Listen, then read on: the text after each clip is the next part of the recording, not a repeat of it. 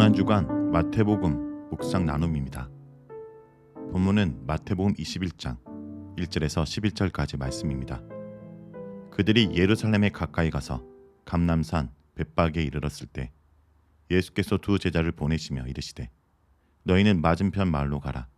그리하면 곧 매인 나귀와 나귀 새끼가 함께 있는 것을 보리니 풀어 내게로 끌고 오라.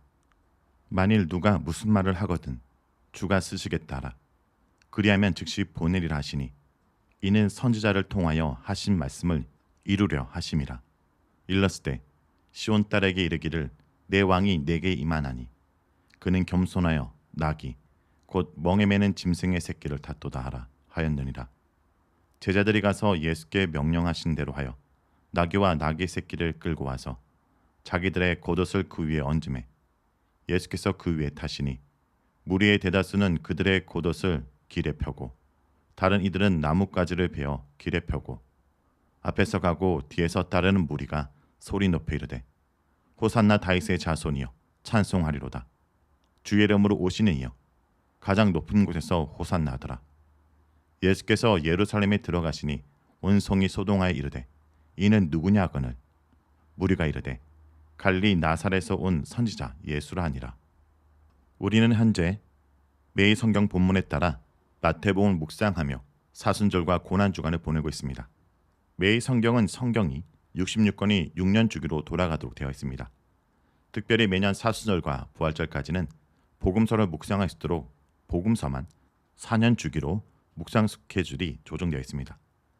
그래서 제가 2019년도에도 마태복음과 함께 사순절을 보냈고 올해 4년 만에 다시 마태복음을 묵상하게 되었습니다.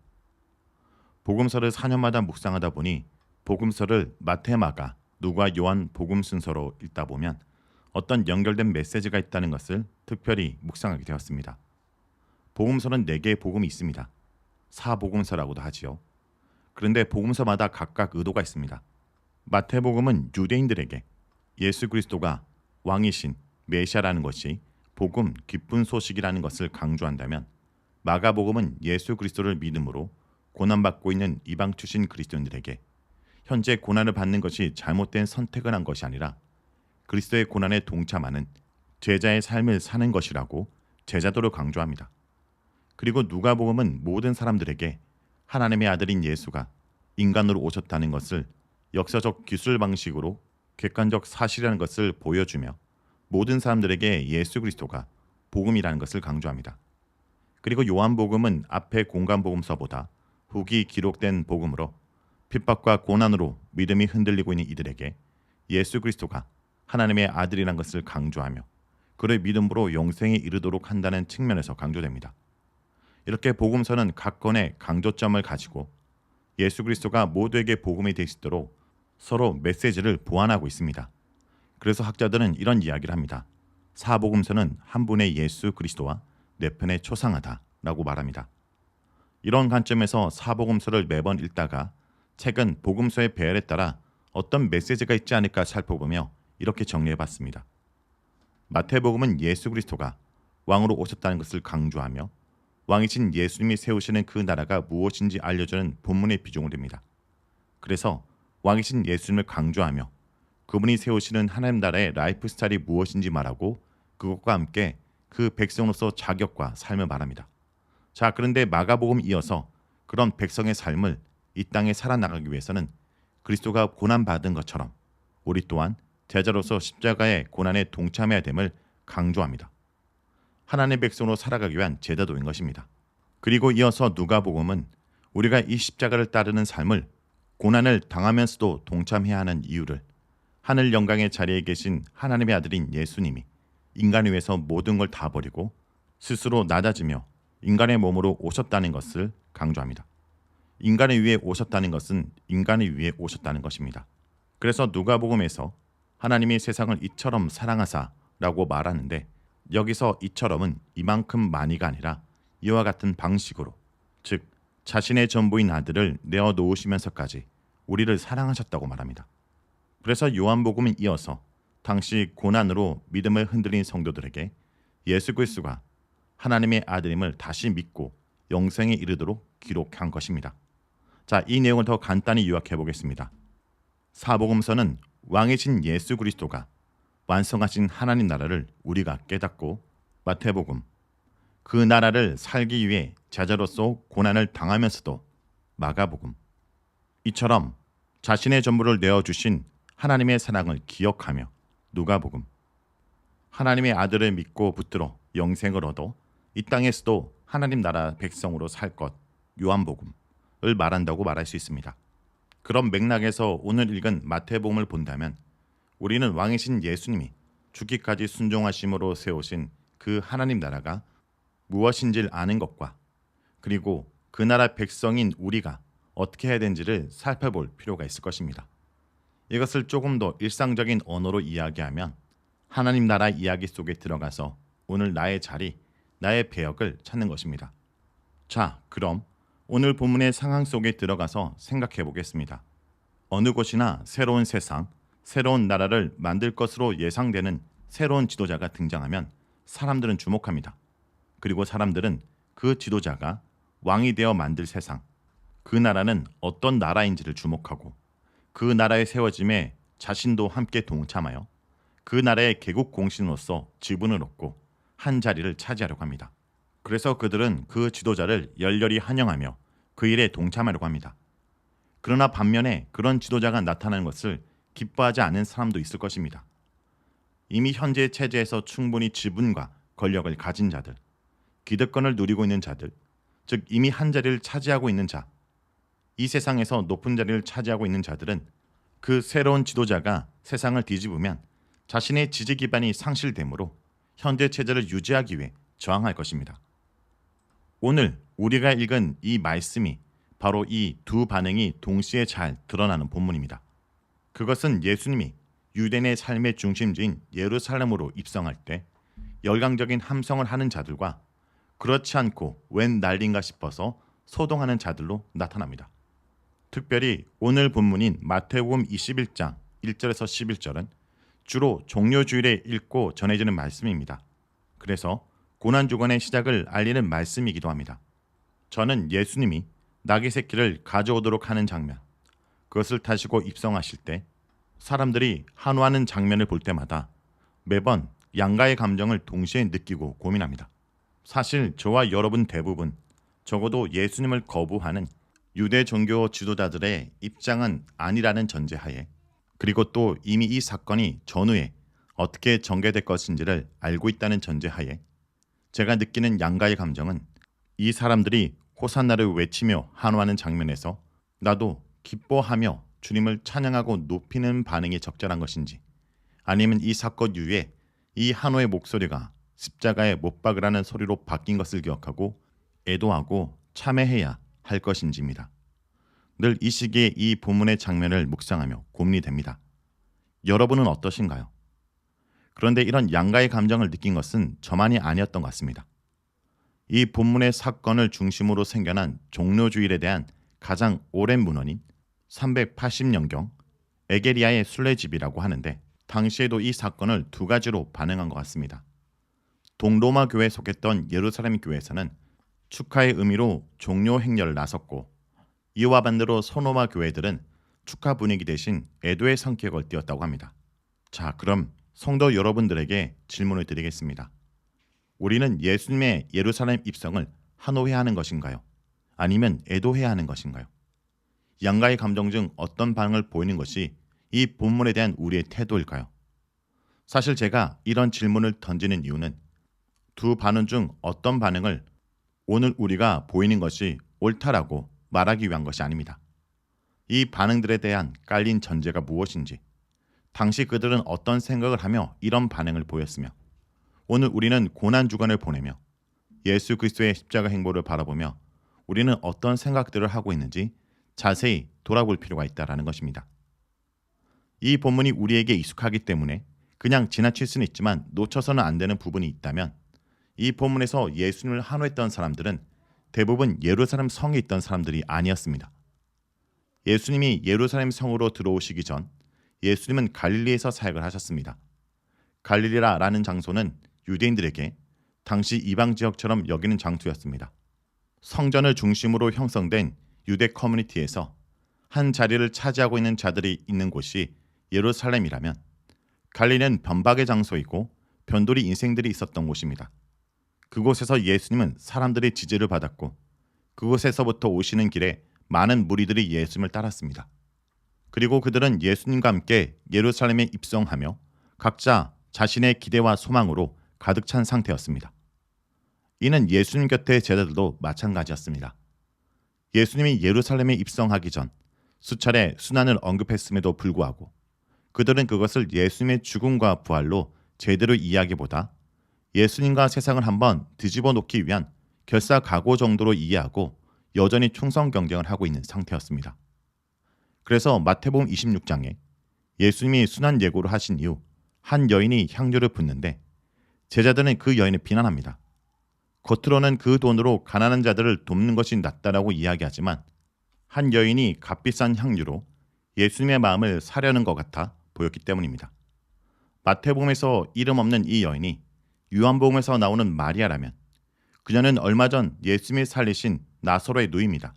그녀는 죽었던 나사로를 살린 예수님께 감사하며 현재 예수님 자신이 죽음을 말씀하시는 것에 대해 합당한 반응을 하지만 예수님의 점수를 얻기 위해 충성 경쟁 중이었던 그들은 마리아의 행동을 순수하게 여기지 않았습니다. 그들은 예수님이 친구라고까지 이야기했던 나사로에 대한 경계와 질투로 마리아의 헌신마저 자신들과 같은 목적을 띤 충성으로 이해했던 것 같습니다. 오히려 이 부분에서 어쩌면 가장 눈치가 빠른 것은 가룟 유다입니다. 분명 예수님은 자신이 기대한 정치적 메시아 길로 가지 않는다는 것을 그동안 예수님의 행적과 예수님의 반복되는 순환 예고로 예상했기 때문에 예수님을 은30에 팔아넘기려고 한 것입니다. 하지만 대부분 제자들과 무리들은 그렇게 생각하지 않았습니다. 예수님이 내 삶을 바꿔줄, 내 인생을 역전시켜줄 무언가 큰 일을 하실 것이라고 인간적 기대에 차올랐고 그 기대와 염원 속에서 예수님을 열심히 따르고 있는 중이었습니다.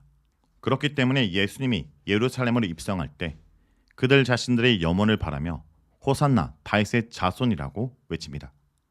이들이 이렇게 외쳤던 다윗의 자손은 오늘날 우리가 생각하는 십자가에 죽으신 메시아가 아니라 다윗과 같이 자신들의 나라의 위상을 높여주고 내 삶을 바꿔놓을 정치적 왕이었습니다. 이렇게 갈릴리에서부터 오는 여정에 예수님을 만난 변두리 인생들은 예수님과 함께 예루살렘으로 입성하며 각자의 개인적 소망을 예수님께 투영하며 기대에 차올라 9절에 이렇게 외칩니다. 앞에서 가고 뒤에서 따르는 무리가 소리 높여 이르되 호산나 다윗의 자손이여 찬송하리로다. 주의 이름으로 오시는 이여 가장 높은 곳에서 호산나 하더라. 그런데 이와는 다른 반응을 보이는 자들이 있었습니다. 바로 예루살렘 성 사람들입니다.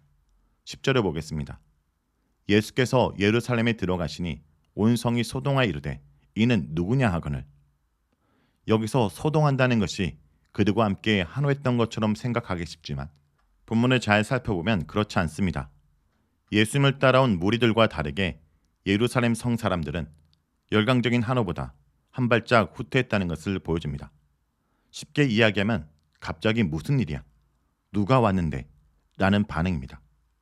그리고 마태복음에서 이어지는 문맥을 보면 정작 예루살렘 성 사람들은 예수님의 등장이 그렇게 달갑지 않았던 것을 알 수 있습니다. 왜 그럴까요? 그것은 그들 나름대로 성전 중심의 커뮤니티가 형성된 이 도시에서 기득권자들이었기 때문에 갈릴리로부터 모여든 백성과 함께 예수님을 통해 찾아올 변화가 그렇게 기쁘지 않았습니다. 이미 많은 것을 누리고 있기 때문입니다.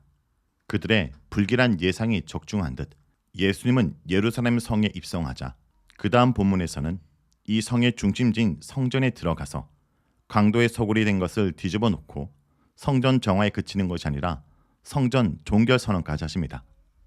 예수님의 이런 행동은 현재 성전 시스템을 통해서 모든 경제적, 사회적 기득권을 얻고 있는 그 성 사람들에게는 자신들이 이미 구축한 자기 나라를 위협하는 것이었습니다. 그래서 예루살렘에서 한 자리를 차지하고 있는 이들을 예수님은 마태복음 23장 2절에서 모세의 자리에 앉았다라고 말합니다. 예루살렘 종교 시스템의 종사자들로서 제사장들은 성전의 제사 시스템에서 수익을 창출하고 해당에서 바리새인들은 율법에 대한 해석권을 가지고 사람들의 지지를 받았기에 이대로가 좋은 자들이었습니다. 굳이 메시아가 와서 자신들이 구축한 시스템을 흔들어 놓게 되면 가장 손해를 많이 볼 사람들이었기에 예수님을 따르는 백성들의 열광적 반응에 소동하며 오히려 한 발짝 물러서는 반응을 보입니다.